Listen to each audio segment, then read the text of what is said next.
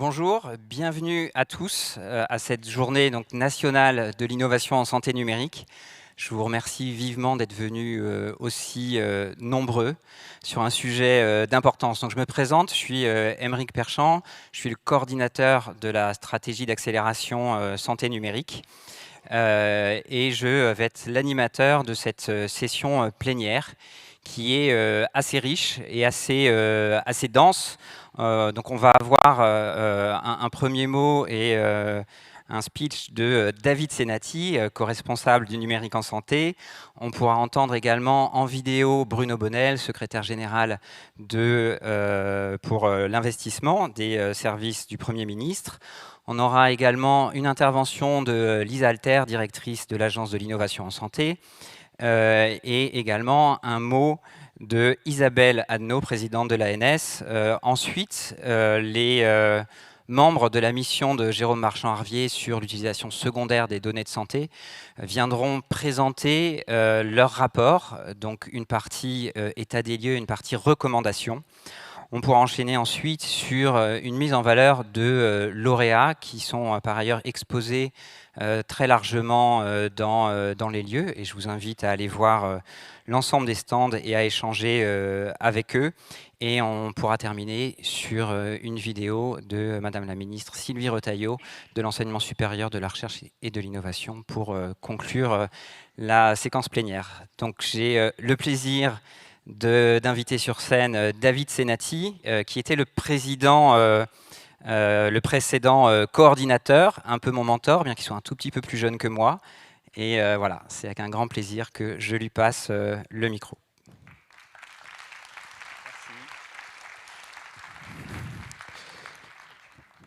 Bonjour à tous, merci d'être venus aussi nombreux, c'est assez impressionnant. On est de plus en plus grand, l'année prochaine on va louer un zénith, je sens. Merci d'être avec nous aujourd'hui, ravi d'intervenir en intro de cette journée. De la partie plénière de la journée, pour vous rappeler un petit peu la stratégie d'accélération santé numérique, ce dont il s'agit en fait, parce que je profite que vous soyez tous là pour refaire un petit reminder, même si bon nombre d'entre vous sont des lauréats. La stratégie d'accélération santé numérique s'inscrit dans le plan France 2030 et le plan Innovation Santé 2030 en lien avec l'Agence d'innovation en santé.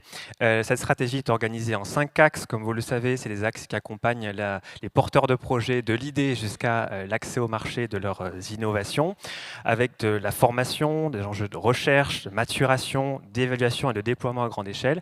On a une trentaine d'actions de la stratégie d'accélération qui ont été déjà lancées, en réalité quasiment toutes, presque, parce qu'il y en a 2 que je vais annoncer juste après.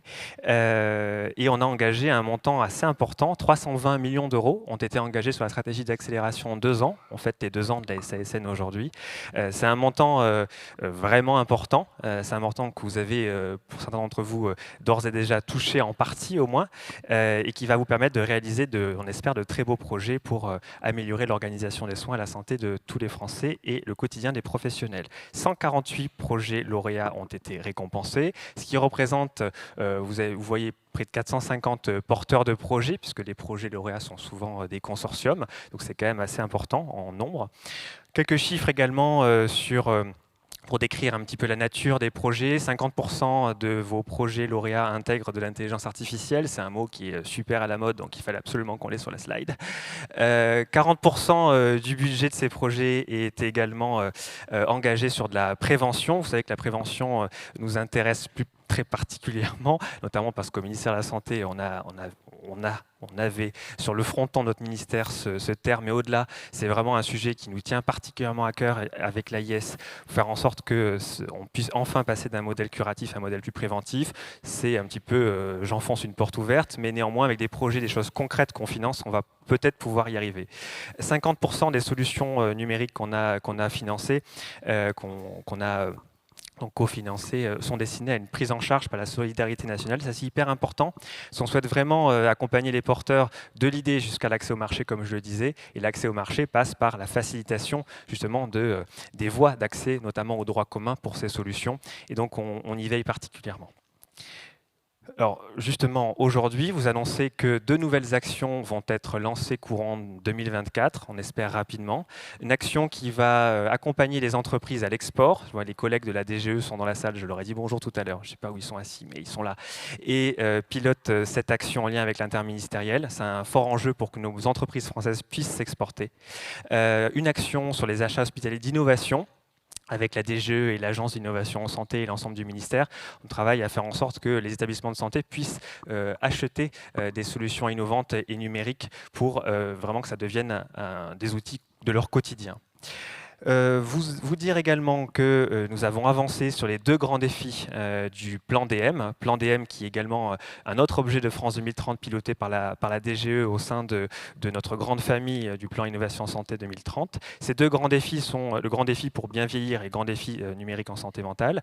Vous dire qu'aujourd'hui, la consultation publique maintenant est lancée en ligne sur le site de l'Agence du numérique en santé. Vous pouvez donc participer à cette consultation. Une large consultation avait déjà été faite avec l'ensemble des parties prenantes représentant le secteur du bien vieillir, mais on souhaite également que vous puissiez participer à cette consultation avant de mettre en œuvre, mettre en musique cette feuille de route. Sur la santé mentale, la feuille de route sera mise en concertation donc prochainement dans les 3 mois.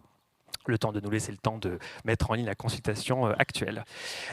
Également un projet qui, pour un certain nombre d'entre vous, vous en avez entendu parler, c'est un projet qui nous tient particulièrement à cœur, c'est de permettre d'ouvrir les données d'un système d'information qui s'appelle le SI-RPH. C'est un terme un peu, qui peut paraître un peu barbare, mais c'est tout simplement de permettre à tous d'accéder sous forme d'API à un certain nombre de données issues des dossiers déposés au CPP afin de permettre de faciliter l'inclusion des patients, des participants à la recherche clinique.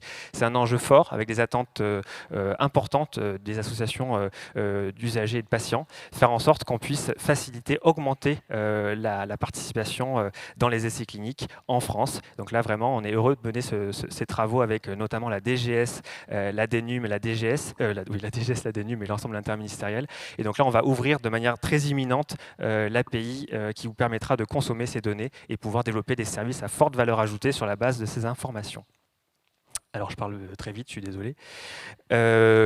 Également, vous ne pouvez pas ne pas vous parler de Genius. J'espère que ici tous, non seulement vous avez activé mon espace santé, mais vous avez également en connaissance Genius, le guichet national de l'innovation et des usages en e-santé, qui est notre portail à destination des porteurs de projets pour leur faciliter la vie. Quand vous avez une question qui vous taraude sur la réglementation, sur l'accès au marché, sur quelle est la différence entre l'ANS et la DNS, bref, ce genre de questions, vous trouvez forcément la réponse sur Genius. Genius, c'est une façon aussi au niveau interministériel de répondre à l'ensemble de vos problématiques. Vous voyez l'ensemble des partenaires autour de Genius, l'ANS, l'Agence d'innovation en santé, l'ANSM, l'assurance maladie, BPI France, la CNIL, le ministère de l'économie, la DGE, le GIE Sésame Vital, la HAS, le LSAT Hub, la French Tech et Paris Santé Campus. On est tous ensemble derrière la plateforme pour faire en sorte de vous trouver les bonnes réponses à vos problèmes et de faire en sorte de construire la plateforme ensemble. 5 catégories de services sur Genius, l'accompagnement pour vous aider à mieux repérer les financements disponibles. Je tiens notamment à vous rappeler que sur Genius, il y a un moteur de recherche qui vous permet d'accéder à tous les appels à projets en santé numérique en France et à l'international. Alors, on le remplit à la mano, donc je me permets quand même de vous le dire. Ça nous prend pas mal de temps avec l'aide d'une start-up d'État qui s'appelle Aide Territoire. Donc ça, c'est un service qui est, je pense, méconnu, mais qui, à mon avis, mériterait de l'être davantage. Sujet sur la réglementation également, avec des parcours guidés qui vous accompagnent pour mieux découvrir les exigences, notamment pour les dispositifs médicaux numériques, qui sont des questions qu'on nous pose régulièrement. Le sujet des acteurs de la e-santé, c'est pour mieux vous repérer dans l'écosystème. Vous nous dites très souvent qu'il y a un millefeuille administratif et institutionnel avec beaucoup d'acteurs qui gravitent autour de la santé numérique. Ben, là, vous retrouvez la liste de tous les acteurs, de leur mission et des contacts, et de quand les contacter et pourquoi les contacter. Vous trouvez toutes ces informations sur Genius, sur la partie acteurs de e-santé. Programmes nationaux, vous retrouvez toute la feuille de route du numérique en santé, la stratégie d'accélération, tous les programmes de financement et d'accompagnement sont réexpliqués ici. Et puis bien sûr, toute l'actualité de la e-santé et en lien avec les pôles de compétitivité, les clusters et tous nos partenaires territoriaux, mettre en visibilité tous les événements qui se passent sur la santé numérique sur le territoire. Voilà, donc n'hésitez pas à vous connecter, à vous inscrire sur la newsletter de Genius pour également recevoir toutes les informations. Voilà ce que je pouvais dire aujourd'hui. Je vous souhaite une bonne après-midi et à très vite. Merci.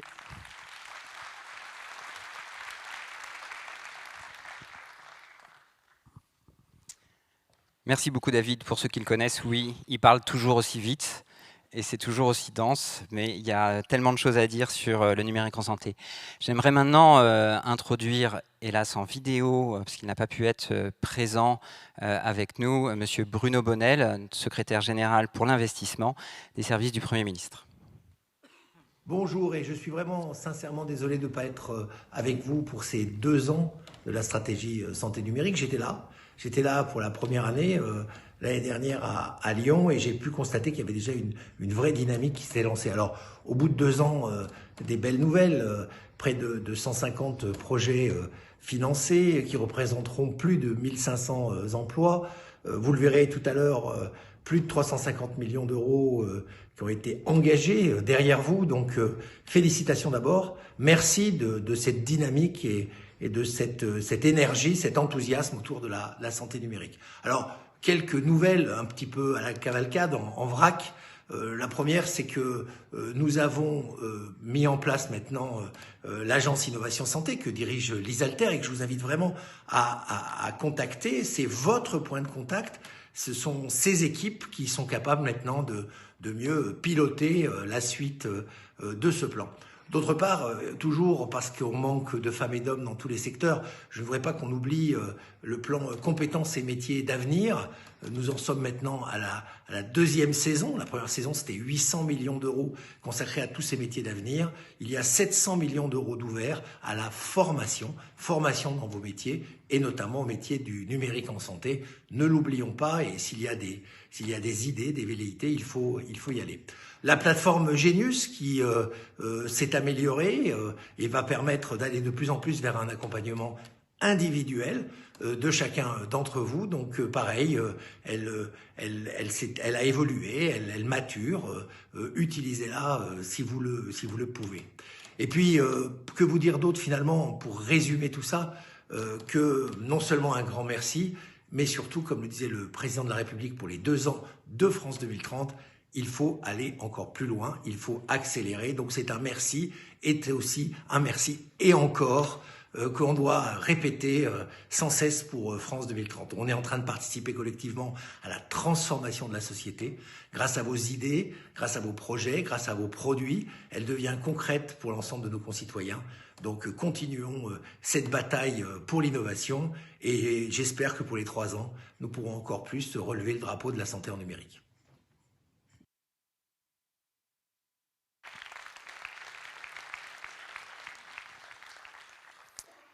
Donc je remercie Monsieur Bruno Bonnel d'avoir pris le temps de faire cette vidéo. J'aimerais accueillir maintenant Lise Alter, directrice de l'Agence de l'innovation en santé, qui a pris son envol en 2023, l'agence, pas Lise, et qui va nous parler de la verticale santé.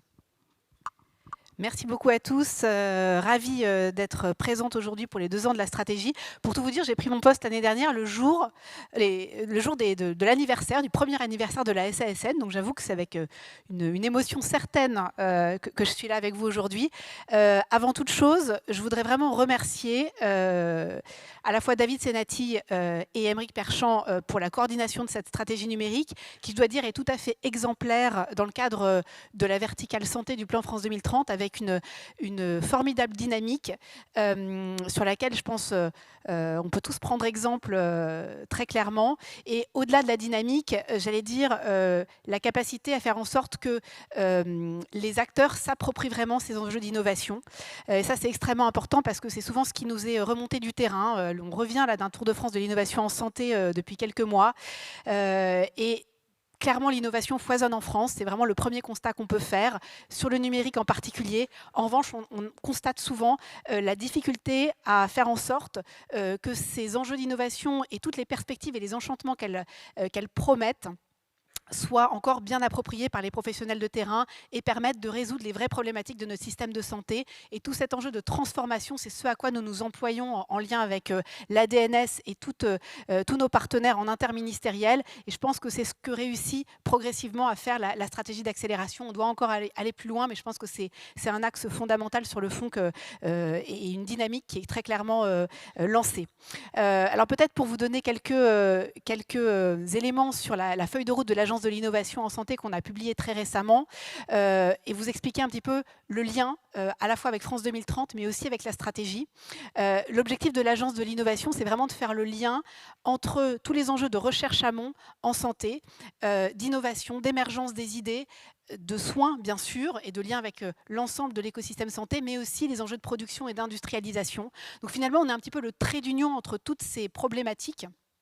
Et on essaie, comme ça a été évoqué, alors d'une part d'accélérer l'ensemble des process réglementaires et administratifs en lien pour la partie numérique avec tout ce qui est fait sur les enjeux d'accès au marché qui sont majeurs en France, mais aussi de faire de la prospective et en structurant un dispositif d'horizon scanning en interministériel, bien sûr, autour de grandes thématiques comme les médicaments de thérapie innovantes, mais aussi la chirurgie du futur avec tous les enjeux de jumeaux numériques, d'intelligence artificielle, les organes sur puce, bien sûr, qui sont un élément très important pour le futur. On accompagne aussi en lien pour le numérique avec la SASN un certain nombre de projets innovants, en particulier dans le cadre du dispositif French Tech 2030, avec la mission French Tech, avec BPI France. Donc on a un levier complémentaire, en plus de tous les appels à projets de la stratégie, pour permettre vraiment de développer des champions de demain. Alors, on a en particulier 8 lauréats de la stratégie qu'on accompagne de façon personnalisée sur la durée. Alors, des entreprises qui notamment sont investies dans la télésurveillance, qui sont investies dans l'intelligence artificielle, la robotique, mais également tous les enjeux liés aux data. Donc voilà, on irradie très, très largement. Et puis peut-être vous indiquer aussi qu'au-delà de ces sujets d'accélération, transfert de technologie, recherche clinique, accès au marché et d'accompagnement, on a un enjeu, je pense, qu'on partage et sur lequel on travaille. On a été missionné par le président de la République lors des 2 ans de France 2030 avec le ministère de la Santé, de travailler autour d'une feuille de route sur les enjeux d'innovation en matière de prévention pour permettre vraiment d'amorcer un changement assez profond du système de santé à travers ce levier majeur que constitue l'innovation au service de la prévention. Donc je pense que c'est un sujet dont vous allez très largement entendre parler parce que vous, acteurs du numérique en santé, je pense que vous êtes évidemment un maillon essentiel pour faire de la prévention un levier au service plus globalement du système de santé. En tout cas, voilà, je pense que le message aujourd'hui sur lequel on peut, je pense, construire ensemble, c'est qu'on doit faire prendre conscience collectivement que l'innovation n'est pas juste un objet marketing, que ce n'est pas juste un coût supplémentaire pour le système de santé, mais c'est réellement un levier de transformation et un levier d'efficience, le cas échéant, un levier aussi sur le plan organisationnel, bien sûr, en matière d'attractivité des talents et également en matière, j'allais dire, de confort parfois pour le soignant et de fait d'amélioration de sa qualité de vie au travail. Ça, c'est vraiment important. Donc voilà, je ne vais pas être plus longue, mais en tout cas, je tiens à saluer d'une part l'investissement de tout l'interministériel et de tous les partenaires, également en région, parce qu'on a vu à quel point l'écosystème régional et territorial était majeur pour le succès de France 2030. Et ça, c'est vraiment un élément très très fort. Et je pense que, notamment à travers cette nouvelle stratégie d'accélération autour de la prévention, on aura l'occasion très certainement de travailler sur de beaux projets avec l'ensemble de nos partenaires au sein des territoires. Donc voilà, c'est avant tout une aventure collective et je pense que la stratégie d'accélération sur le numérique en santé coordonnée par la DNS le montre chaque jour davantage. Donc un grand merci à tous. Profitez bien de cette journée qui a été organisée d'une main de maître par la coordination de la stratégie et puis au plaisir de tous les échanges qu'elle va nous permettre de concrétiser aujourd'hui et à très bientôt.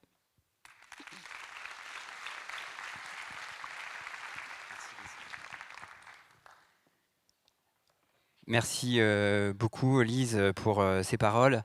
Maintenant, toujours sur le sujet innovation, évidemment, j'aimerais accueillir Madame Isabelle Adnaud, donc, qui nous fait le plaisir de prendre la parole.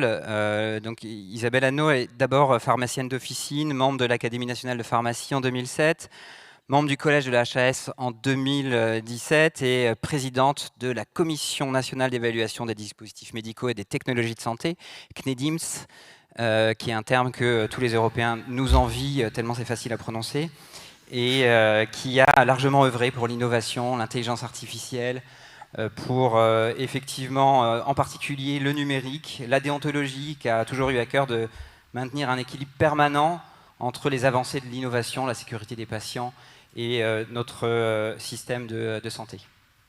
Merci Émeric pour cette présentation et je vais me joindre aux propos de Lise sur la parfaite organisation de cette journée et franchement bravo à tous ceux qui ont contribué parce que c'est absolument essentiel. Alors aujourd'hui ce que je voudrais dire c'est que probablement nous, même assurément d'ailleurs, nous partageons tous un souhait et un double constat. Le souhait c'est finalement d'être le plus longtemps possible en bonne santé. Le premier constat que nous partageons, c'est que quand même notre système de santé souffre réellement et qu'il est confronté à d'innombrables défis. Beaucoup de rapports le disent, je ne vais pas revenir dessus, mais c'est une réalité, nous savons que ce mur est devant nous.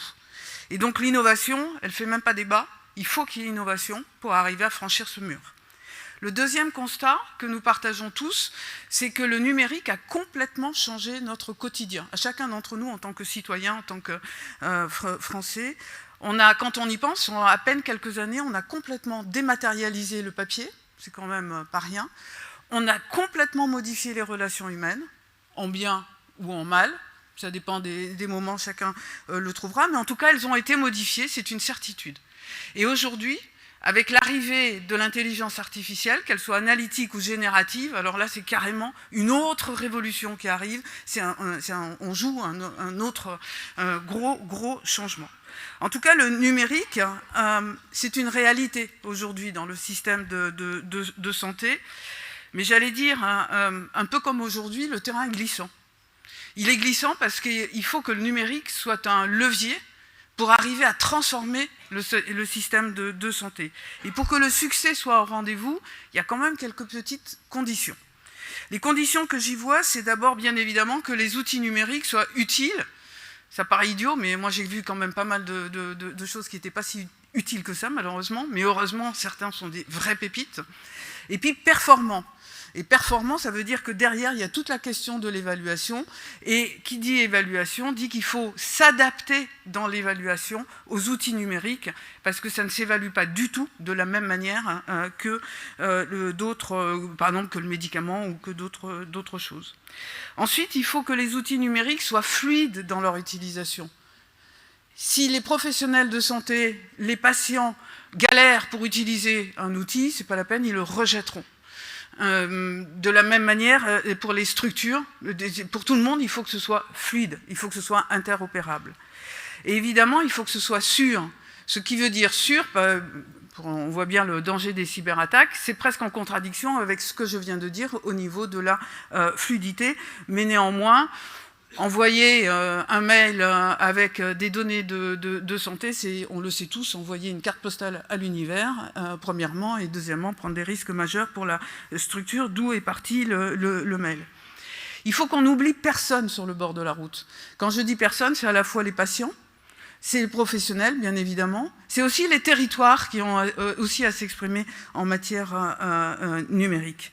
Il faut donc que les politiques de santé soient adaptées, adapté à cette innovation, adapté à la rapidité de l'évaluation. Et en fait, l'enjeu, c'est quoi? C'est de réguler sans bloquer. C'est là que c'est important. Et puis, Lise l'a rappelé, le gros enjeu, c'est de passer de l'innovation à la production. Parce que l'innovation, en fait, on déborde de créativité. Vous êtes là pour en témoigner.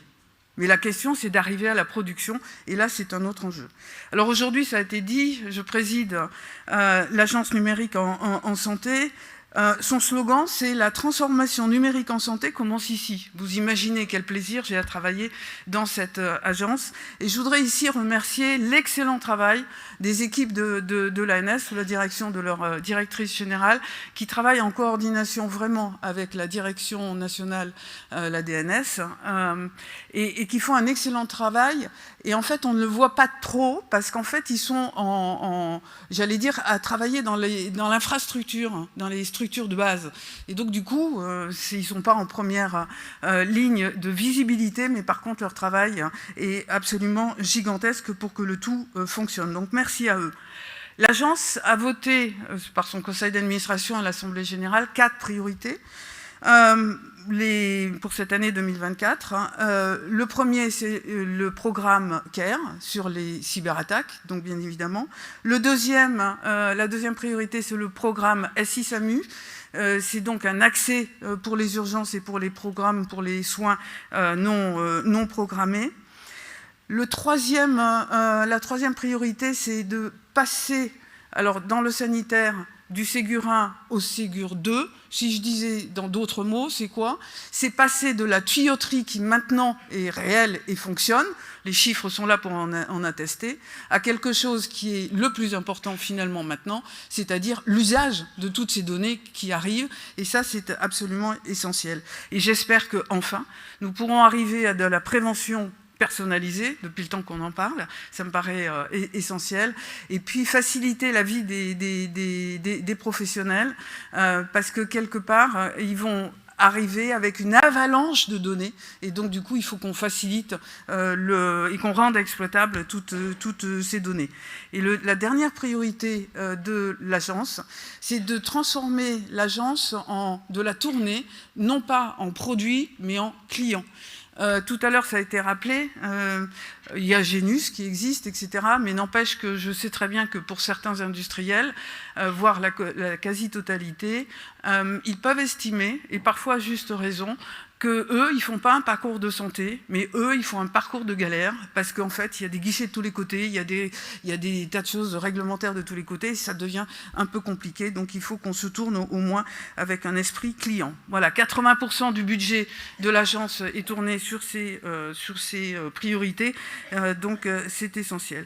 Pour finir, je dirais que le numérique, ce n'est pas une fin en soi. Ça n'est ni bon ni mauvais, bien évidemment.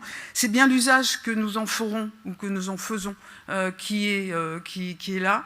En tant que professionnel de santé, 40 années dans une pharmacie d'officine, on sait très bien que le soin a une partie technique, c'est une évidence, mais il a aussi énormément une partie humaine, et c'est ça qui est important. Et donc l'usage éthique et humain du numérique en santé est absolument essentiel. Et dans ce cadre, et pour moi c'est vraiment dans ce cadre, que du coup je pense que le numérique en santé va vraiment se développer, et ensemble, parce qu'on y est tous à y travailler, je dirais que la révolution du numérique en santé est à portée de clic. Je vous remercie.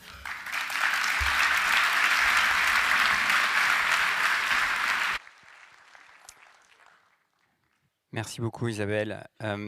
J'aimerais faire venir sur scène maintenant les membres de la mission de Jérôme Marchand-Harvier sur l'utilisation secondaire des données de santé, Emery Wang, Anne-Sophie Janot et Stéphanie Alassonnière, qui vont maintenant nous exposer les constats et l'état des lieux qui a été fait sur cet usage, ainsi que leurs recommandations pour l'avenir.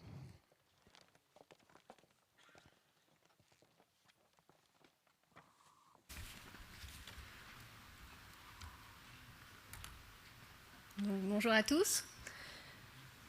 Donc, on va vous présenter avec Stéphanie Alassonnière, Emery Wang et moi-même cette mission qu'on a menée depuis le mois de juin. Donc, c'était une mission qui avait été une commande des 3 ministères, économie, finances, souveraineté industrielle et numérique, enseignement supérieur, recherche et santé et prévention. L'objectif, c'était de poser les bases d'une nouvelle feuille de route de l'utilisation secondaire des données de santé. C'est dans la suite de la publication de la feuille de route du numérique en santé, et c'est en complémentarité avec les travaux du comité stratégique des données de santé. Donc l'objectif, c'était vraiment de dresser un panorama des opportunités offertes pour l'utilisation secondaire des données de santé, notamment de mettre en évidence les domaines prioritaires à développer, de travailler sur la place des entrepôts de données de santé et de mieux comprendre comment les acteurs peuvent se financer et la place du soutien financier public dans cette utilisation secondaire des données de santé. On a mené en fait de très nombreuses auditions. On a fait 60 entretiens, on a auditionné près de 200 personnes. On a aussi eu des contributions écrites, donc il y a eu 40 contributions écrites qui nous ont été adressées. Il faut vraiment souligner dans ces auditions, dans ces contributions écrites, l'implication très importante des associations de patients qui ont des attentes fortes pour que ces données soient réutilisées et puissent servir à améliorer les traitements, les parcours de soins, mais aussi la prévention. Donc toutes ces auditions, elles ont mis en évidence de nombreux points de convergence dans la vision des acteurs. Donc les acteurs, en fait, ils ont tous quasiment les mêmes constats, notamment sur les difficultés d'accès aux données de santé, mais aussi ils ont beaucoup fait les mêmes recommandations. Et donc c'est pour ça qu'on a organisé des ateliers de co-construction qui ont porté sur 2 thématiques. D'une part, sur les processus d'accès aux données, et notamment comment on pouvait comment on pouvait simplifier et réduire les délais dans le cadre et notamment dans le cadre de la mise en œuvre de l'espace européen des données de santé. Et puis une autre thématique qui portait sur la visibilité des bases de données existantes. C'est quelque chose qui nous a été beaucoup rapporté, que les bases de données aujourd'hui sont peu visibles pour les différents acteurs, et comment on pouvait mieux les référencer et sur quels éléments on pouvait faciliter leur accès. Donc ces thématiques, elles avaient été choisies car il semblait qu'il y avait beaucoup de points de convergence sur ces thématiques, et ces ateliers, ils ont été très intéressants. Toutes les parties prenantes ont accepté de participer à ces ateliers, et ils ont vraiment confirmé une vision commune sur de nombreux points, et ils ont vraiment servi de base pour construire les recommandations. Donc, alors, sur les constats qu'on a pu faire grâce à toutes ces auditions et ces ateliers, on s'est rendu compte que vraiment la France avait toutes les cartes en main en matière de réutilisation des données de santé. On a un très gros patrimoine de données, on peut être compétitif, on peut générer de la valeur, et puis, mais pas seulement de la valeur financière, on peut vraiment améliorer la santé de la population, et que ces données, elles peuvent vraiment transformer le système. Bon, quand on parle de données de santé, on pense souvent au système national de données de santé, aux données de l'assurance maladie. C'est finalement la seule base au monde qui regroupe autant d'informations sur autant de patients, avec une telle profondeur et un tel niveau de détail. Bien sûr, en fait, il manque des informations dans cette base pour décrire complètement l'état de santé, et ça nous a été beaucoup remonté dans les auditions. Mais aussi, on a aussi de nombreuses autres sources de données à notre disposition, comme les entrepôts de données de santé, pour lesquels il y a eu récemment, certes, mais un très fort dynamisme.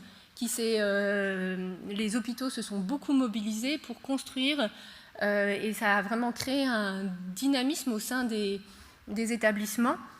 On a aussi des cohortes, beaucoup de cohortes, y compris des grandes cohortes en population, des registres, et finalement, en croisant toutes ces bases, avec le système national de données de santé, on a vraiment un patrimoine de données qui est inégalé et qui peut permettre vraiment, je le redis, de transformer le système. Ça nous a été beaucoup remonté.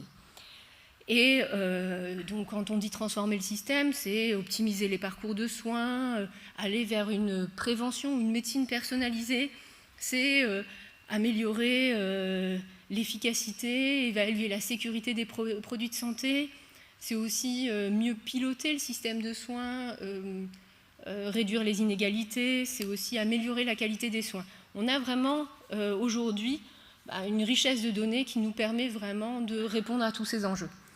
Bon, le fait est que le positionnement de la France aujourd'hui, il apparaît vraiment en retrait parce qu'on a un vrai manque de visibilité des données, qui sont des données qui sont réellement disponibles et aussi de leur qualité. Donc, par exemple, quand il y a un chercheur académique ou un industriel qui veut mener un projet de recherche, il est pour lui aujourd'hui difficile de savoir si une étude est faisable juste avec les informations dont on peut disposer publiquement. Pour savoir si une étude est faisable, on a besoin de demander l'accès aux données, et les règles d'accès sont souvent assez complexes, elles sont mal connues, et notamment les règles d'accès sur le plan financier ne sont pas claires. Et en fait, cette absence de visibilité, elle va détourner les acteurs d'une dynamique collective d'investissement. Et ça, c'est le contraire de ce qui se passe à l'étranger. À l'étranger, il y a eu des énormes investissements qui ont été faits pour constituer des grandes cohortes ou bases de données.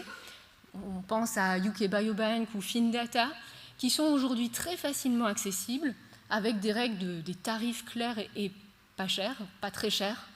Et donc finalement, les chercheurs, y compris les chercheurs français, ils se détournent des données françaises pour accéder aux données étrangères qui permettent justement, ils savent dès le début s'ils peuvent répondre à leurs questions de recherche.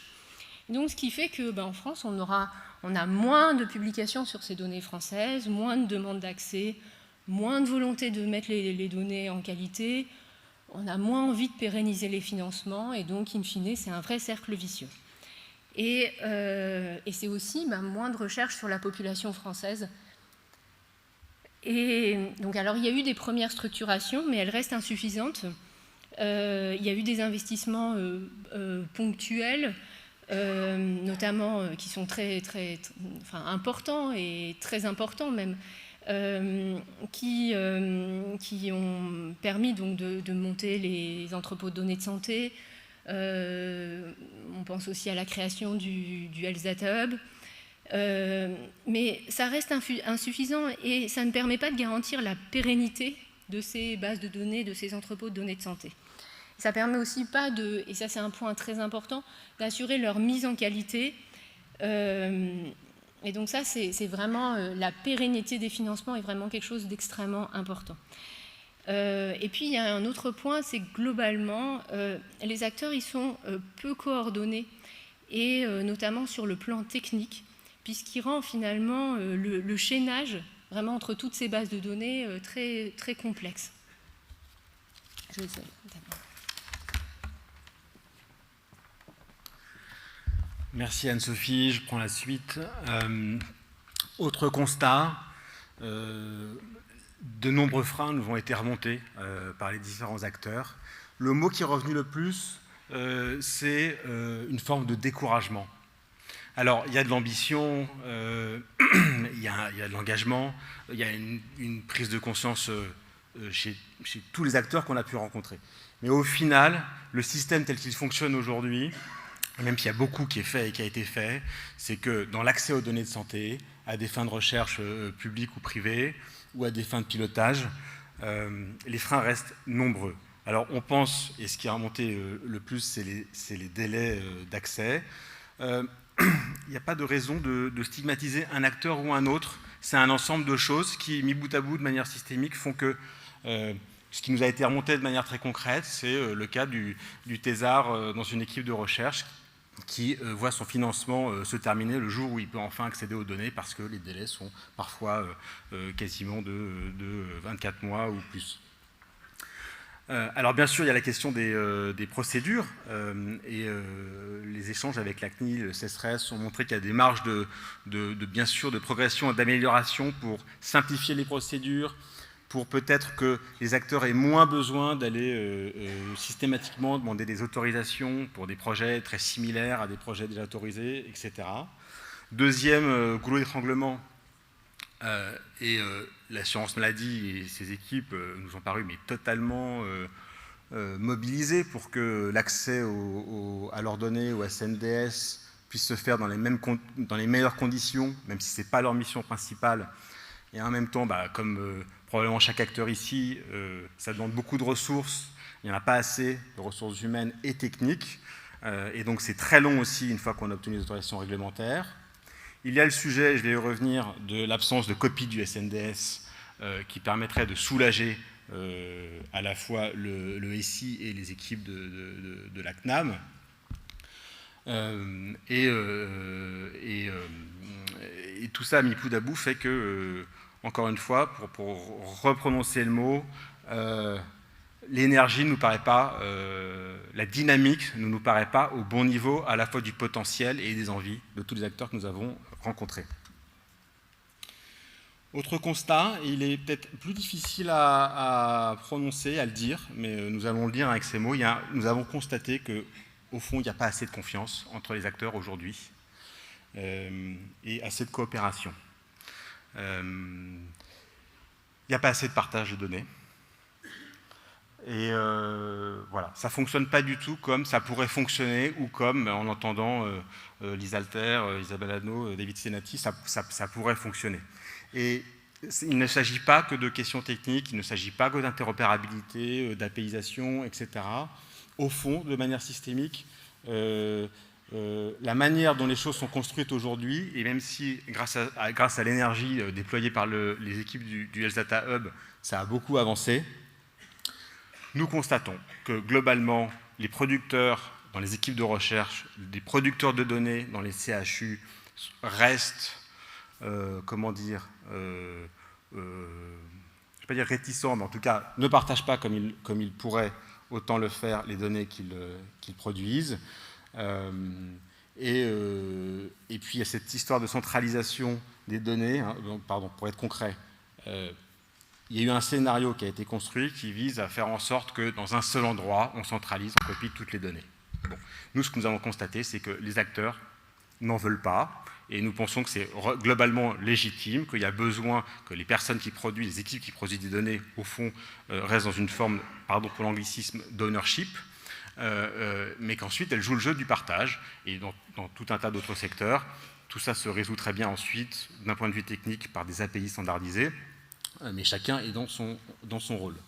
Voilà.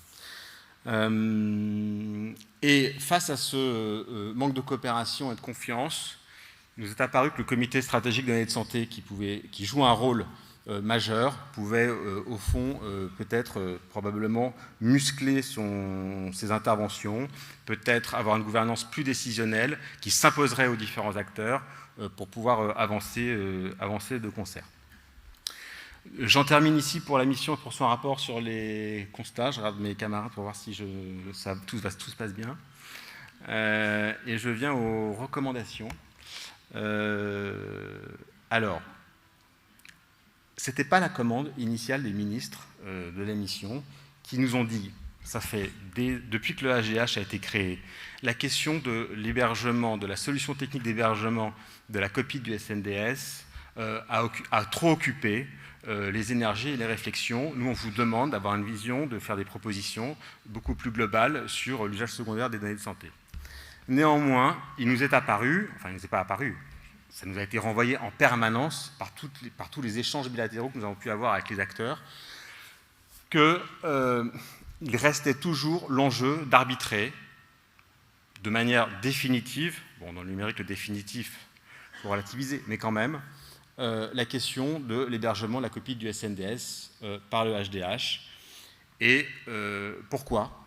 Parce que, et là nous n'avons pas parlé technique et la mission n'a pas fait d'évaluation technique, nous n'avons pas l'expertise, ce n'est pas notre rôle. Et d'ailleurs, le HDH et ses équipes nous ont fourni énormément d'éléments et on voit bien à quel point les équipes du HDH, de la DNS ont les expertises techniques sur ce type d'évaluation. Mais il nous est apparu que plus sur un plan de coopération, le choix d'un cloud de type Azure, donc non souverain, et je ne rentre pas dans la définition, ça a créé énormément de crispation chez beaucoup d'acteurs, je ne vais pas les citer, ça ne sert à rien, y compris des acteurs majeurs, et que nous, de notre point de vue, nous ne voyons pas aujourd'hui de voie pour recréer une dynamique constructive et de confiance s'il n'y a pas un renoncement et un arbitrage politique de renoncer à un cloud de type Azure pour héberger le SNDS. Donc notre première recommandation préalable, c'est d'arrêter, de programmer l'arrêt de l'hébergement sur Azure du Health Data Hub. On sait que c'est très coûteux, on a parlé aux équipes. Je sais, il y a des gens du HDH dans la salle, j'imagine, des personnes, et nous mesurons à quel point ça doit être désagréable à entendre, et en tout cas ça n'est pas du tout une remise en cause de l'énergie qui a été déployée depuis la création du HDH, mais il nous semble qu'il va falloir savoir tourner la page, choisir ses combats et renoncer à ce combat-là, et encore une fois la décision n'est pas technique, c'est plus une décision que dans une approche, et Stéphanie Alassonnière va y revenir, dans un enjeu qui est de fédérer les acteurs et de faire en sorte que chacun ait envie de coopérer, qu'au fond, on fasse des choix techniques qui s'appuient sur une forme de consensus, que les gens aient tort ou aient raison. Voilà. Et donc, nous proposons donc cet arrêt de l'hébergement et aussi évidemment de mettre en place une solution transitoire, puisque c'est attendu par les acteurs, donc nécessairement une solution qui ne sera pas forcément la meilleure technique, mais il y a plusieurs solutions qui peuvent être envisagées. Voilà, j'ai trop parlé et je passe la parole à Stéphanie Alassonnière. Alors, je vais continuer sur les recommandations. Une fois qu'on a posé tous ces constats et que la première partie des recommandations présentées par Emeril a été posée sur la partie hébergement du Health Data Hub, d'autres aspects évidemment sont apparus et les premières recommandations que nous avons proposées étaient pour alléger la réglementation et accélérer la mise à disposition des données. L'important, c'est de co-construire les choses pour faciliter la mise à disposition des données, et en particulier, il existe des méthodologies de référence qui ont été écrites par la CNIL qui finalement n'adressent pas assez le quotidien des chercheurs, qu'ils soient publics ou privés. L'idée serait de revoir ces méthodologies de référence de concert avec tous les acteurs afin de faire que les demandes qui sont les demandes, on va dire, classiques, mais qui à l'heure actuelle passent par le CESRES puis la CNIL, deviennent finalement sous couvert d'une méthodologie de référence et que le vrai schéma CESRES plus CNIL devienne l'exception. Ça permettrait aussi de revoir les doublons qui existent parfois et, dans les entrepôts de données de santé ou dans d'autres structures. Il existe des comités locaux, éthiques et scientifiques qui donnent déjà des avis préalables pour une mise à disposition de données dans le cadre d'un projet. L'idée serait, si les règles de qualité à la fois éthique et scientifique ont été posées par la CNIL ou par les acteurs de l'écosystème, et bien si un comité local, national ou divers ayant ces critères valide le projet, eh bien il n'aurait pas nécessité de repasser par le CESRES par exemple. Et donc, pour les projets qui parfois sont évalués à plusieurs reprises sur les mêmes aspects, on pourrait avoir un seul et unique comité décisionnel de l'accès aux données.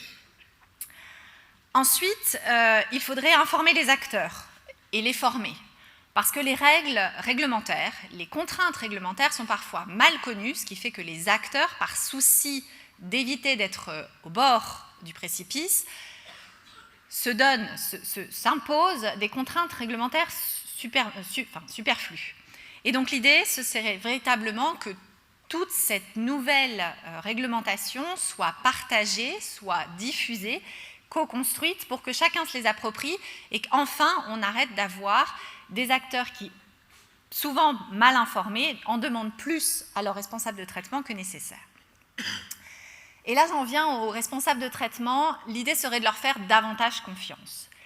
La première chose qui est remontée, c'est qu'une des difficultés pour l'accès au SNDS, c'est l'étape de minimisation qui consiste à trouver dans la base du SNDS les variables nécessaires et suffisantes pour répondre à la question posée. C'est un travail de longue haleine que fait à l'heure actuelle la CNAM en lien avec le CESRES et le responsable de traitement. L'idée serait, proposée par les acteurs eux-mêmes, d'ouvrir complètement la base de données du SNDS de manière temporaire pour les responsables de traitement, afin qu'ils puissent eux-mêmes faire cette minimisation et ne collecter et n'extraire que les données dont ils pensent avoir besoin. Et donc on replace le responsable de traitement au cœur de son projet. Et enfin, pour que ce soit faisable, évidemment, on ne peut pas juste donner accès à la base SNDS comme ça ou à d'autres entrepôts de données sans que les porteurs de projets aient une connaissance de ces bases-là. Et donc nous proposons de mettre en place des bacs à sable qui vont permettre à chacun d'aller tester sa capacité à gérer la base de données. On sait à quel point la base SNDS est compliquée. C'est une base de remboursement qui n'a pas été faite pour le soin ni la recherche, donc ça demande un petit peu de prise en main. Et puis ça permettrait aussi de savoir si les données qu'on cherche sont disponibles dans la base, si elles vont nous permettre de répondre à la question que l'on se pose. Autre volet de recommandation sur les missions et le positionnement de la plateforme des données de santé, le Health Data Hub, et le comité stratégique des données de santé et l'interaction entre ces deux entités. L'idée serait de d'abord changer la logique, qui est la logique actuelle de centralisation des données. Emril l'a rappelé, c'est quelque chose qui crispe les acteurs, et donc l'idée serait de passer dans une logique fédératrice plutôt qu'une logique centralisatrice. Il y a à l'heure actuelle une obligation de stocker une copie des données de la base qui est inscrite au catalogue du Health Data Hub. Nous recommandons de lever cette obligation et de n'en faire qu'une possibilité afin que les acteurs qui n'ont pas besoin d'avoir un accès à une base complémentaire qui permettrait d'avoir une base de données multicentrique, par exemple, puissent garder leurs données en local, faire l'appariement localement. Et en plus, ça a un autre avantage d'éviter d'avoir des copies de bases qui soient un peu partout. Évidemment, ça ne veut pas dire décharger le Health Data Hub de ses fonctions. Au contraire, l'idée serait de véritablement refaire du Health Data Hub le pilote opérationnel du partage de données, et en particulier le garant de cette culture de partage. L'idée, ce serait pour le Health Data Hub de proposer, par exemple, la liste des conditions d'interopérabilité, embarquant avec lui tout l'écosystème, tous les acteurs, et en particulier les éditeurs de logiciels. Ce serait aussi de définir des standards de partage qui permettraient à tous les acteurs d'être à niveau et d'avoir une base connue qui donnerait une référence pour chacun des entrepôts de données afin de pouvoir se mettre en conformité. Ensuite, on a quand même déjà des choses qui ont été faites au Health Data Hub, donc il faut souligner la dynamique qui a été mise en place. Ils sont déjà un acteur fort parce qu'ils ont mené des groupes de travail pour évaluer divers points. Et également, il a un rôle européen qu'il a déjà commencé à jouer, et en particulier de négociation dans le règlement européen sur les données de santé. Et donc, il devient le pilote naturel pour fédérer autour de lui tout l'écosystème du partage de données. Il faudra quand même se poser une question pour laquelle on n'a pas de réponse explicite, mais le rôle actuel du Health Data Hub est à la fois un rôle de régulateur et de financeur de projets, et cette double casquette pourrait poser problème dans certaines situations, et donc il faudrait questionner ce double rôle. Et donc, pour permettre au Health Data Hub d'opérer tout ça, il faudrait une prise de décision qui soit forte au niveau du comité stratégique des données de santé. Et donc, ce que nous proposons, c'est de changer la gouvernance de ce COSTRAT et d'en faire une instance interministérielle où des décisions seront prises et dont l'opérateur, le bras armé, sera le Health Data Hub. Et donc cela revient à renforcer ce rôle décisionnel dont Emril parlait juste avant pour permettre d'avoir une politique claire de partage des données qui sera mise en place par le Health Data Hub. Alors, pour répondre à un autre constat que Anne-Sophie a mentionné sur le fait que les bases de données existent, mais que, grosso modo, on ne sait pas ce qu'il y a dedans et il faut payer pour voir, nous avons proposé dans les recommandations la création d'un catalogue de métadonnées qui référencerait les bases de données et leur contenu dans une certaine mesure, et de nouveau, la liste des métadonnées nécessaires pour être affichées dans ce catalogue pourrait être proposée par le Health Data Hub et pourrait être sous le contrôle du COSTRAT et coordonnée par le Health Data Hub. Ça a deux avantages. Le premier, c'est que ça permettra d'avoir une visibilité relativement exhaustive sur l'ensemble de la richesse de données de santé du patrimoine français. Et puis, ça permettra aussi de penser à l'appariement intersectoriel qui, lorsque vous faites des recherches en santé, est très important. Ajouter des déterminants écologiques ou socio-économiques sont extrêmement importants dans, en particulier, la prévention. Un autre volet qui était important, c'était de consolider le modèle économique et de valoriser les données. Alors, évidemment, valorisation, on pense valorisation économique, mais il n'y a pas que la valorisation économique, il y a la valorisation scientifique également. Et nous avons préconisé que le comité stratégique définisse des règles de reconnaissance scientifique pour les porteurs de bases de données, ce qui permettra qu'ils ne se sentent plus expropriés lorsqu'ils vont ouvrir et donner accès à leur base de données. En ce qui concerne le modèle économique, il va falloir consolider les travaux initiés par le HDH en proposant des grilles tarifaires simples, publiques, et qui permettent de prendre à la fois en compte le besoin de pérennisation des entrepôts de données de santé et les règles européennes de l'EHDS qui sont en train d'être mises en place. Le HDH devra aussi proposer des contrats types qui permettront d'accélérer la contractualisation entre acteurs publics, entre acteurs du public et du privé, ou même entre acteurs privés. Avec des contrats types, on réduira drastiquement les délais de contractualisation qui sont parfois un peu problématiques. Évidemment, les redevances qui sont pour l'instant proposées par le règlement européen, même complétées par d'autres apports économiques lors d'utilisation de bases de données, ne permettra pas de pérenniser les entrepôts de données de santé. Donc nous avons recommandé également qu'il y ait un investissement de l'État dans la pérennisation de ces EDS. Notre objectif, évidemment, a toujours été de prendre en compte le patient et même au-delà de ça, le citoyen. Et donc, nous avons fait plusieurs recommandations pour permettre de l'impliquer davantage en favorisant un portail de transparence et en aidant à ce que les citoyens aient connaissance de l'utilisation de leurs données. De faciliter l'opt-out en essayant de leur expliquer également, faire preuve de beaucoup de pédagogie, informer évidemment, et profiter surtout de la dynamique qui a été engagée avec Mon Espace Santé pour que justement le numérique en santé devienne une évidence pour tous. Merci.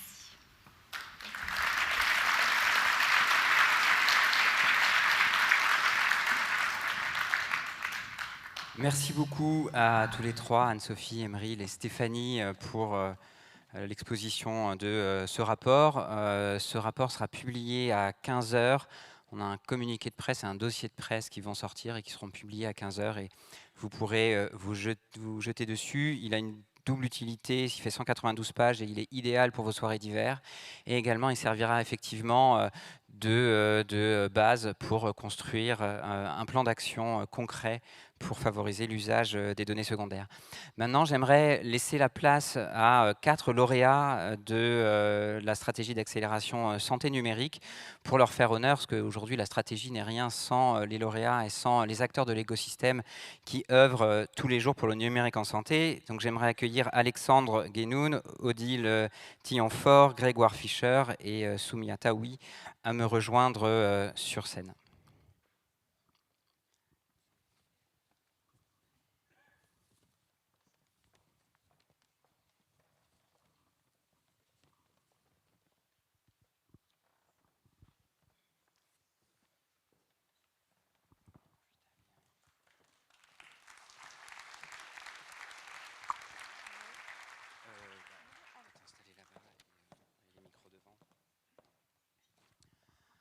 Alors, le principe de cette séquence va être relativement simple. Je vais laisser la parole à chaque lauréat tour à tour et leur poser les 3 mêmes questions que vous allez découvrir.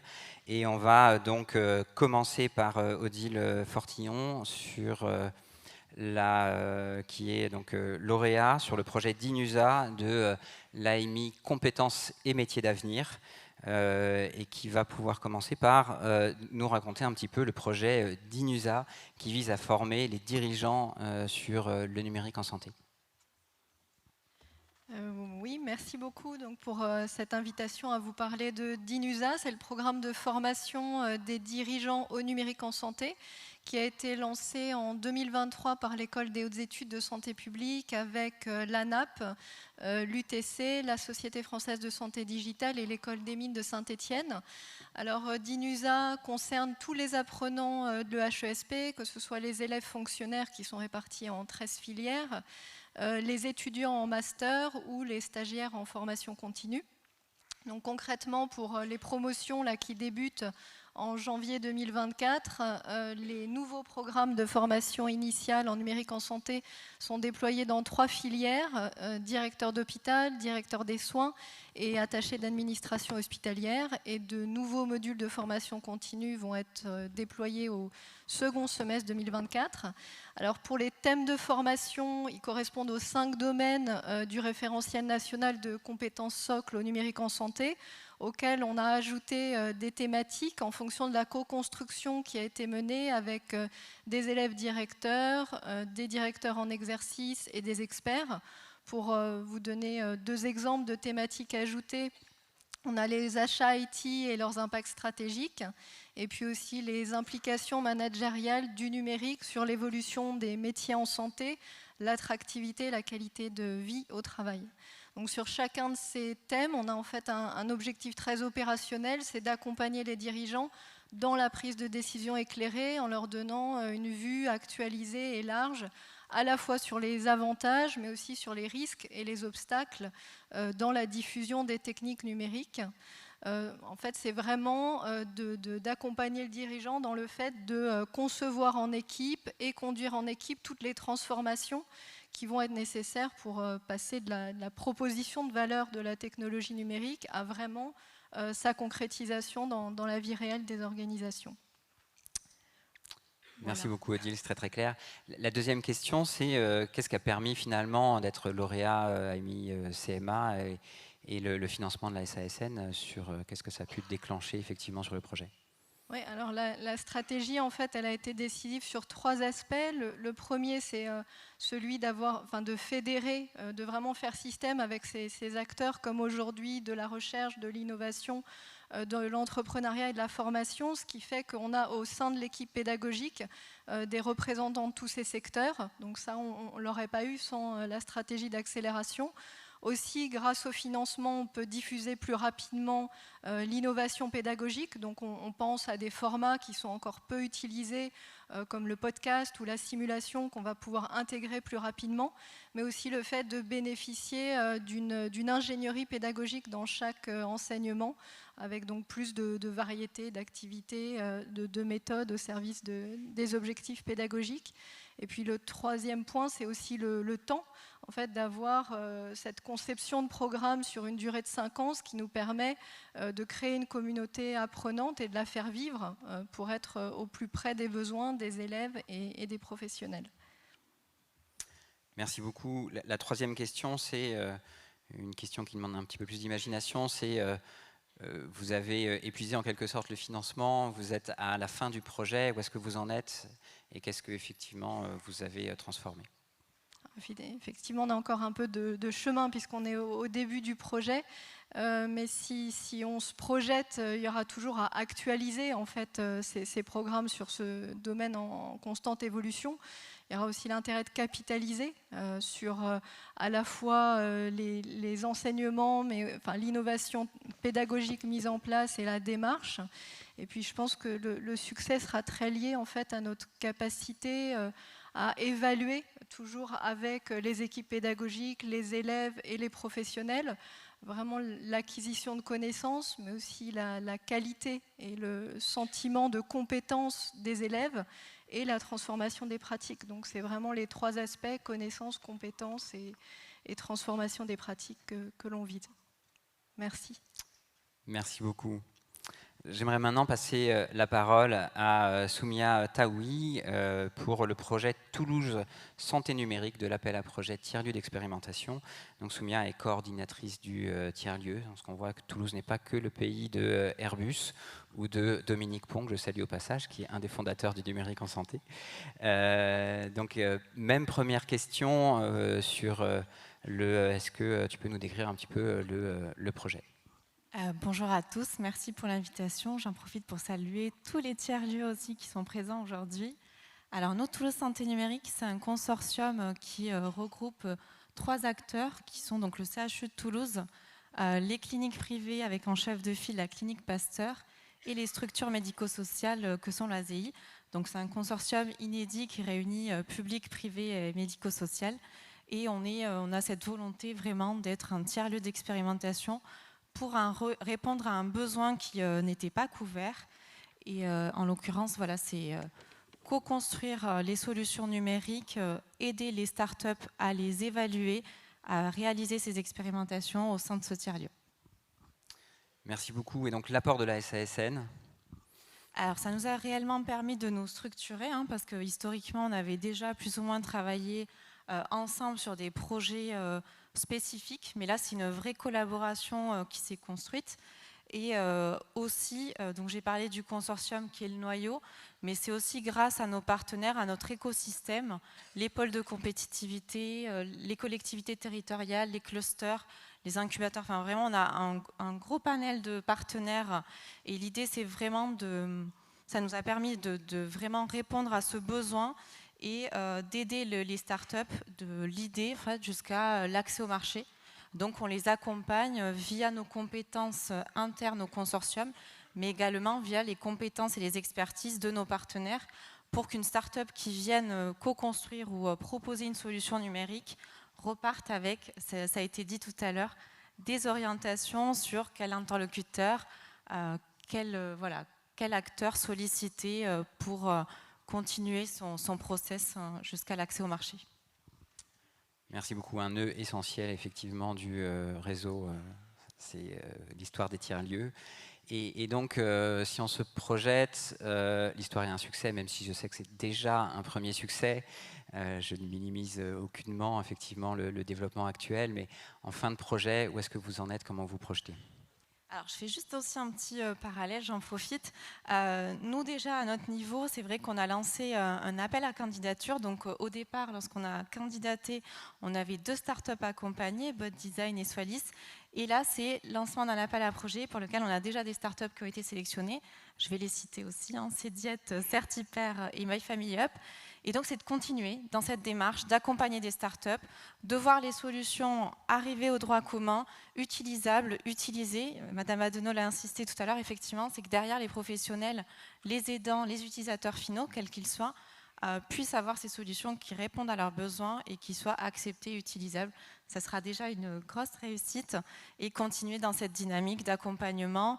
Je remercie aussi la DNS hein, parce qu'on est tiers-lieu, c'est une communauté, on est piloté, on est accompagné, il y a une volonté aussi de perpétuer cette communauté. Et donc nous, on veut contribuer aussi à cette capitalisation de cet accompagnement. Et si on réussit à pérenniser, c'est aussi contribuer à construire en fait une méthodologie d'accompagnement et continuer peut-être aussi à soutenir la compétitivité de nos startups et prétendre à l'export. Hein. On est ambitieux, donc on va y aller. Effectivement, un double enjeu local et national via effectivement une communauté qu'on essaye de créer. Merci beaucoup Soumia. On va revenir un petit peu ensuite dans le thème précédent finalement qui est celui des entrepôts de données de santé. Je vais donner la parole à Grégoire Fischer du CHU de Lille pour le projet Data for Health.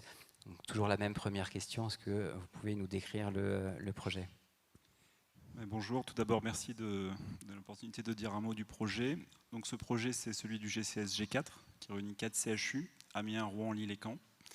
Et donc c'est un projet comme il en existe un certain nombre dans nos interrégions de structuration interrégionale, des données sur 4 CHU et en particulier de qualification locale des données et de mise en place d'une plateforme commune sur laquelle l'ensemble des données seront traitées. Ça, c'est pour la partie un peu organisationnelle et en termes de structure informatique. Donc, sur cette plateforme, il y aura un traitement de bout en bout des données. Elle sera compatible avec le référentiel CNIL, évidemment. Et puis, il y aura aussi les capacités de calcul que chaque CHU ne peut pas forcément détenir complètement. Donc, c'est aussi l'enjeu, c'est de mutualiser cette infrastructure. Et puis, en regard de ce projet, il y a des projets de recherche et innovation. Et une de nos spécificités, les données des entrepôts de données de santé sont des données qui sont très utiles d'un point de vue transversal. En épidémiologie, on aime bien suivre les gens dans le temps. Dans les entrepôts de données de santé, on les suit insuffisamment dans le temps. C'est tout l'intérêt de les matcher avec le SNDS. Et donc tout notre positionnement, c'est d'être beaucoup dans des modèles prédictifs, mais finalement sur des temps transversaux, et en particulier pour prédire des maladies sur lesquelles il y a du sous-diagnostic, des maladies rares ou des projets de ce type. Donc c'est une de nos spécificités, c'est quels sont les signaux faibles dans ces données qui vont nous permettre de faire de la prédiction. Merci beaucoup. Effectivement, 4 CHU. En tout, je rappelle, il y a 29 CHU qui sont impliqués dans l'appel à projet des entrepôts de données de santé. Donc les CHU ont vraiment tous répondu présents. C'est un point extrêmement important, effectivement, pour nous. Donc la deuxième question, c'est quel est l'apport effectivement décisif de la SASN dans le cadre de ce projet? Écoutez, alors ça a été bien discuté avant. C'est vrai qu'il y a une question un peu de financement pérenne et de structuration de ces entrepôts de données de santé. Donc on est des équipes assez petites finalement, avec des gens d'horizons différents. Et donc ça permet de consolider l'équipe très fortement, les équipes locales, puisque les données, on croit beaucoup à la qualification des données localement. Et surtout, ça permet d'embaucher aussi des gens qui sont sur des postes mutualisés entre les 4 CHU au niveau du GCS, pour la mise en place de ces plateformes, la coordination, la mise en place aussi de structures de gouvernance qui, elles, désormais seront interrégionales. Donc ça, c'est quelque chose qui n'existerait pas, de même que la plateforme à l'état de l'art pour les traitements de données et pour le calcul, ça, on ne pourrait pas l'avoir sans la stratégie d'accélération santé numérique. Donc ça nous permet, un, de continuer à vivre, et deux, d'avoir une plateforme de traitement de haut niveau. Un objectif important de continuer à vivre, on est d'accord. Et donc, effectivement, là, la question peut paraître un petit peu étrange, mais sur la fin de ce financement, en supposant qu'on trouve bien un financement pérenne pour les entrepôts, où est-ce que vous en êtes? Comment vous voyez l'avenir?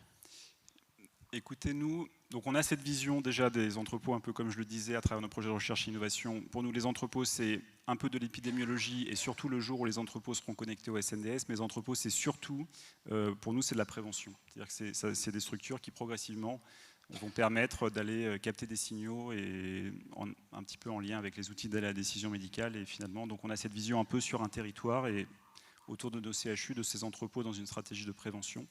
Et après, plus largement, autant on croit beaucoup à cette granularité interrégionale, mais après, il y a surtout aussi cette collaboration inter-GCS avec l'ensemble de nos partenaires lauréats, que l'on connaît tous très bien, mais avec lesquels je pense qu'il y a un maillage qui se met en place progressivement. Et donc pour nous, l'étape d'après, même si elle n'est pas, et sans refaire la discussion précédente, complètement centralisée, elle est en tout cas à plusieurs et avec des spécificités et une interaction très forte avec les autres interrégions. Merci beaucoup. Effectivement, c'était une composante de l'appel à projet très forte, effectivement, d'arriver à fédérer au moins en local ces entrepôts. J'aimerais maintenant donner la parole à Alexandre Guénoun, qui est fondateur et CEO de Kiro. Kiro, qui est également une entreprise lauréate de French Tech 2030, dont nous a parlé Bruno Bonnel, effectivement, au début de la séquence. Et Kiro est donc lauréat de l'appel à projet évaluation des dispositifs médicaux numériques. Le titre est un peu plus long, mais je vous l'ai fait plus court via le projet Beyond. Pour le coup, je vais demander effectivement à Alexandre de nous présenter un petit peu le projet, mais également Kiro et ses ambitions liées à la French Tech et à son développement. Bonjour à tous et merci effectivement de l'invitation. Alors Kiro, nous on a pris la vision du numérique en santé et de l'innovation par un biais qui est la biologie médicale. Donc la biologie médicale, je pense que tout le monde connaît, tout le monde a fait au moins une prise de sang une fois dans sa vie. Concrètement, aujourd'hui, la biologie médicale, c'est 70% des décisions qui amènent au diagnostic ou à une décision sur le traitement. Et en fait, quand on regarde un examen de biologie médicale, en fait, on a des résultats via un document en papier, A4, où on va aller regarder les valeurs sur le côté, normal, anormal, et puis on va un petit peu s'arrêter là. Et puis quand on a une petite étoile, on va se dire, mon Dieu, qu'est-ce qui se passe? La vision de Kiro, c'est de dire, en fait, on peut aller bien au-delà de ces simples résultats, et que la biologie médicale, elle porte en elle, en fait, une force pour justement la médecine personnalisée et pour un triptyque qui est super important dans cette vision de médecine personnalisée, qui est la prévention, le diagnostic et le traitement. Et donc concrètement, en fait, ce qu'on fait, c'est qu'on va, avec Kiro, analyser en fait les signaux de ces différents résultats de biologie médicale en fonction de différentes dimensions, et on va les comparer en fait les unes avec les autres pour faire différentes choses. D'abord, pour interpréter ou aider en tout cas à l'interprétation automatique des bilans et à donner des recommandations ou des suggestions pour aider le patient à mieux comprendre ces résultats, dans un premier temps. Deuxièmement, surtout, aider le professionnel de santé dans la prise de décision. Quel est l'examen que je dois prescrire? Comment je dois prendre mon patient en charge? Et puis aussi, pouvoir réfléchir à des solutions thérapeutiques plus innovantes, moins chères et plus rapides au bénéfice des patients. Aujourd'hui, Kiro, c'est à peu près 200 000 utilisateurs tous les mois, avec un vrai plébiscite, puisqu'on est à peu près à 93% de satisfaction de la part des utilisateurs qui nous utilisent. Donc voilà, effectivement, c'est aujourd'hui le projet qu'on mène. Donc la deuxième question pour vous, c'est ce qu'a permis la SASN effectivement dans le développement de Kiro. Ça a été fondamental à différents aspects. D'abord, effectivement, tester le dispositif médical, parce que c'est un dispositif médical. Et donc la question, c'est toujours, pour un dispositif qui est innovant, celui de l'évaluation clinique et de l'évaluation aussi du modèle économique de ce dispositif. Ce qui a été assez intéressant, et c'est l'enjeu aujourd'hui de la biologie, c'est qu'on se rend compte en fait qu'il y a des examens qui sont trop prescrits, quand on arrive notamment à l'hôpital ou aux urgences, et notamment en ville, où en fait on refait systématiquement les mêmes examens, et en contrepartie, les examens qu'on devrait faire ne sont pas assez faits. Et donc il y a vraiment un enjeu ici pour aider le patient dans la prise en charge à faire les bons examens au bon moment. Et ça, c'est effectivement un des premiers éléments et un premier retour qu'on a de ce point de vue-là grâce à cet appel à projet. La deuxième chose, c'est justement de pouvoir aller plus loin. Et donc on est passé progressivement pendant le cours de l'appel de à peu près 1 million de comptes rendus qu'on avait analysés à aujourd'hui plus de 25 millions. Donc ce qui fait qu'effectivement on a pu décupler en fait la puissance algorithmique de l'outil et aller vers encore plus de puissance de recommandation avec le professionnel de santé. Et puis enfin aussi ça a été un enjeu. Donc on a pu justement mener ça et montrer ça aussi auprès de l'État, parce que du coup on est maintenant French Tech 2030, donc on fait partie des startups sélectionnées par le gouvernement et des 25 startups en santé en particulier, pour justement aller plus loin dans la réflexion et dans la prise en charge pertinente des soins, dans le cadre de la prévention, mais aussi pour les professionnels de santé, puisque un des enjeux qu'on a pu voir sur le terrain, c'est que dans le cadre de la prescription en biologie médicale, tous les professionnels de santé ne sont pas forcément d'accord. Et donc, il y a un enjeu aussi d'homogénéisation des pratiques et de pouvoir justement se mettre d'accord sur à quel moment je dois prescrire le bon examen et comment derrière le patient en fait reçoit cette information-là pour être mieux pris en charge. Donc c'est effectivement des sujets sur lesquels on a pu travailler et qui amènent aujourd'hui Kiro à avoir pu lever des fonds, typiquement grâce à ces preuves de concept et même au-delà des preuves, la satisfaction en temps réel et l'expérimentation sur le terrain. Donc on a levé aujourd'hui plus de 10 millions avec des entreprises comme Sofinova, Kurma Partners et BPI France, et qui permettent aussi derrière de pouvoir porter l'ambition en santé numérique qu'on avait effectivement avec la DNS au-delà, puisque grâce à l'AIS, on peut maintenant aller encore au-delà sur des réflexions plus poussées au niveau national et même au niveau international. Merci. Et donc la troisième question, un petit peu modifiée pour vous, c'est plus sur l'ambition de Kiro pour l'avenir. Je pense qu'il y a trois choses au regard de ces vraiment résultats qui sont assez intéressants et puis surtout très pertinents sur le terrain. Le premier, c'est l'industrialisation. Comment on passe en fait d'un outil, d'un dispositif médical qui est validé à quelque chose qui fonctionne sur l'ensemble d'un territoire.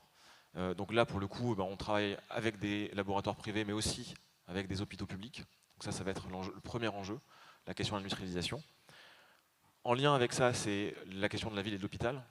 Puisqu'aujourd'hui, si on veut être pertinent dans la prise en charge du patient, il faut de facto pouvoir lier la prise en charge et à la ville et à l'hôpital.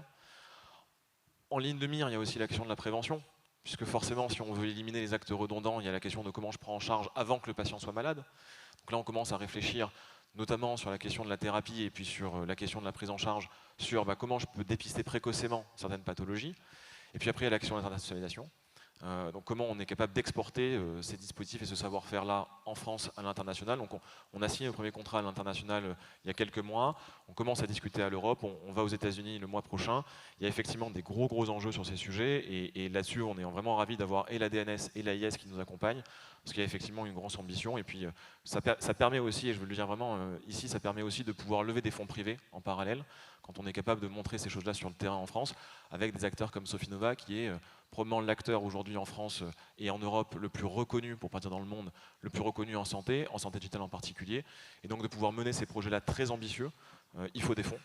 On a la mise de départ, et en tout cas l'aide de départ par l'État, et après derrière, on est capable de pouvoir accélérer avec des fonds privés, et c'est ça qui est extrêmement important pour mener cette ambition en santé numérique. Merci beaucoup pour ce témoignage et ces témoignages.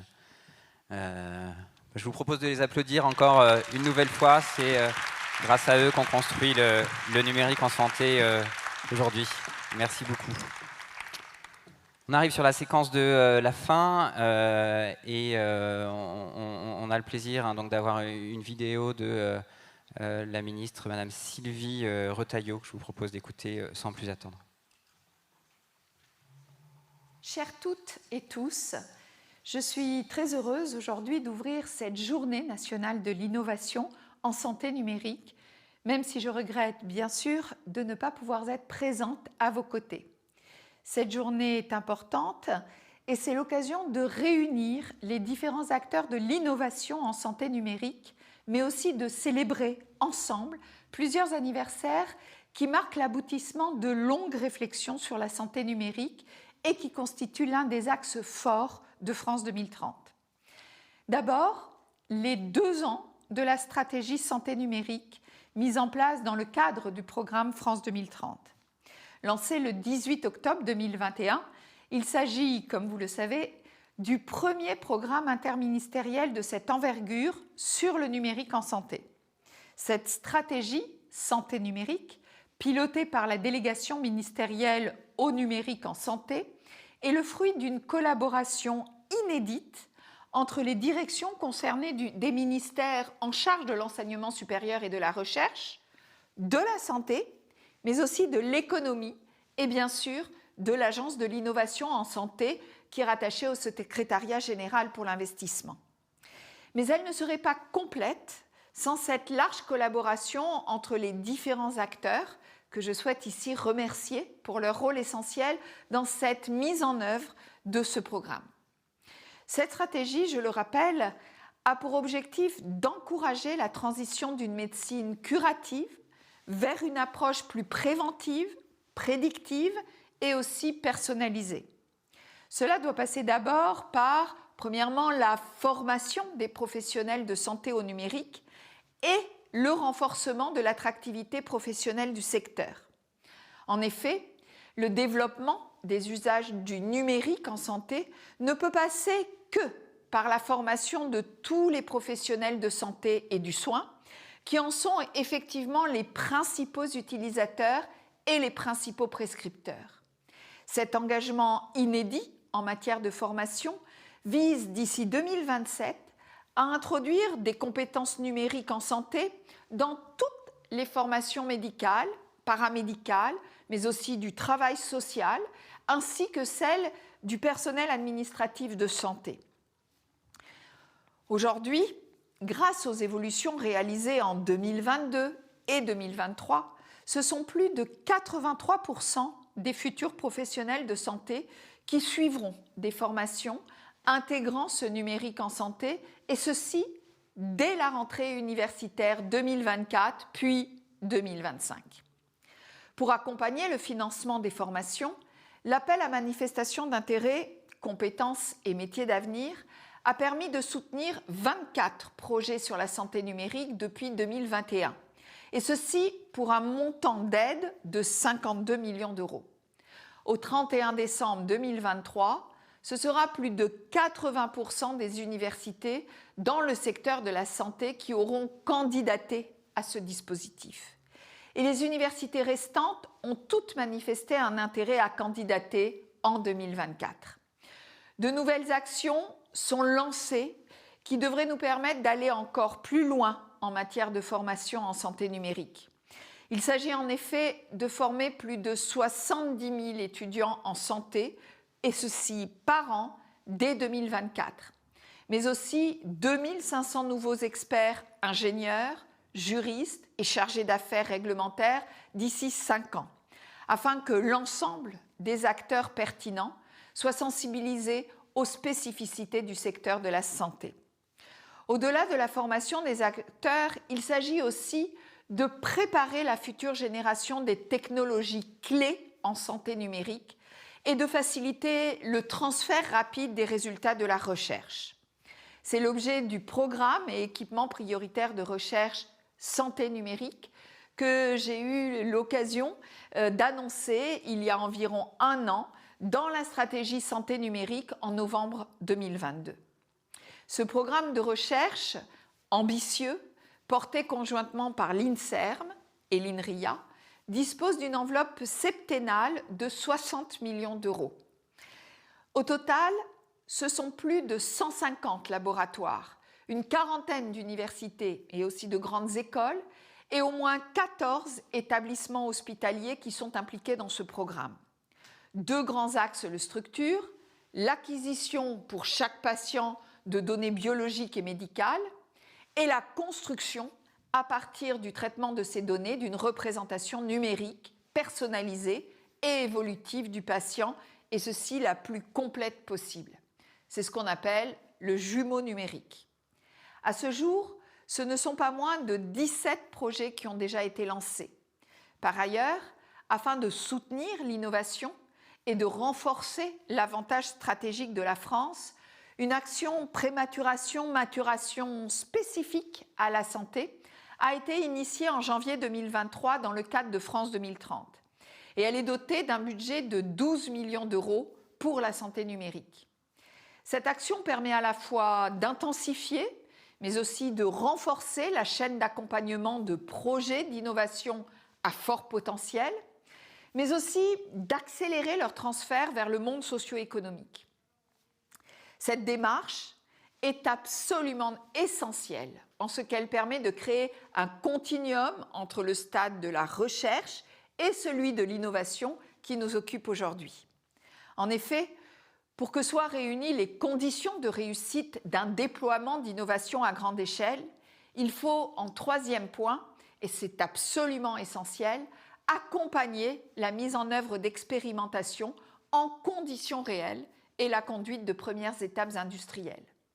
C'est précisément l'ambition de ces tiers-lieux d'expérimentation nés de l'appel à projets auxquels sont associés de nombreux projets d'expérimentation.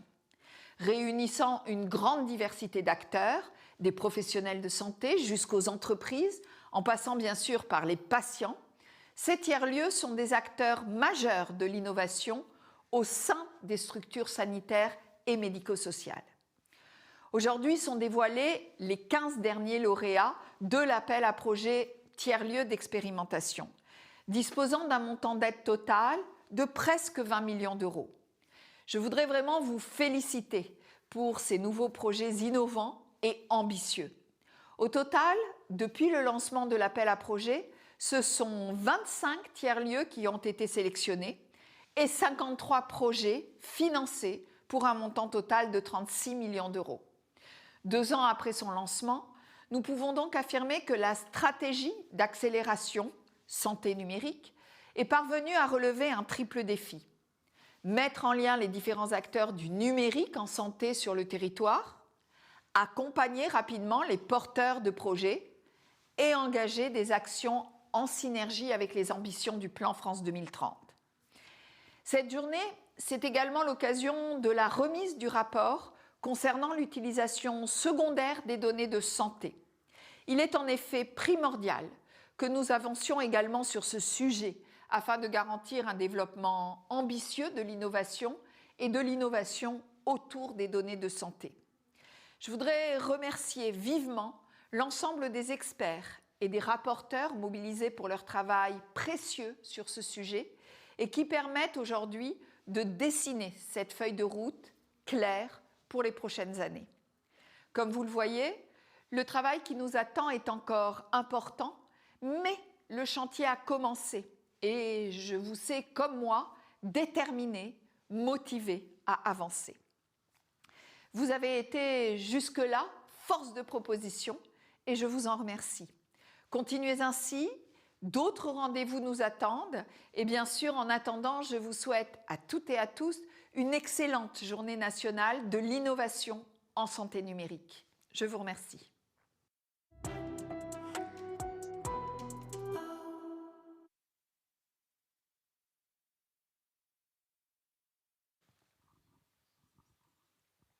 Donc ces derniers mots vont clore la journée.